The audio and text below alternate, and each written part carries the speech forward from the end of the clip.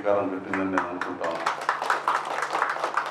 ఈ ప్రజావేదిక ఈ మండలంలోని ప్రజలందరూ కూడా వాళ్ళ సమస్యల పరిష్కారానికి ఒక మంచి వేదికగా నిలుస్తుందని నేను ఈ సందర్భంగా తెలియజేస్తా ఉన్నా. ఒక వేదిక నిర్మాణం చేశారు, వారికి వారుగా ఆలోచన చేసి ఒక మంచి పేరు పెట్టారు. ప్రజా సమస్యల పరిష్కారం కోసం నిరంతరం పరితపించేటటువంటి నాయకుడు చంద్రబాబు నాయుడు గారు ఎలా పరిపాలన చేస్తూ ఉన్నాడు. ముఖ్యమంత్రి గారు పీజీఆర్ఎస్ ప్రజా సమస్యల పరిష్కారం దిశగా ఆయన ప్రయత్నం చేస్తూ ఉన్నాడు. ప్రజల మధ్యకి వెళ్తూ ఉన్నాడు.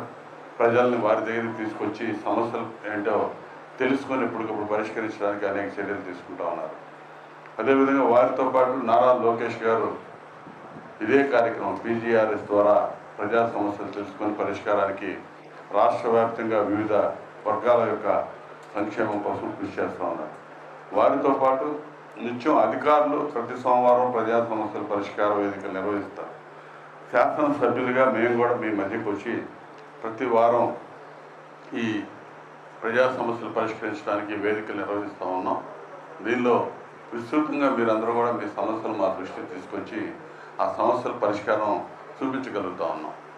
కొన్ని ఇమ్మీడియట్గా పరిష్కారం అయి ఉంటాయి, కొన్ని కొంత సమయం పట్టేదే ఉంటుంటే ఆ సమయం పట్టే వాటికి ఆ సమస్యల పరిష్కారానికి నిరంతరం పర్యవేక్షణ కూడా జరుగుతూ ఉంది.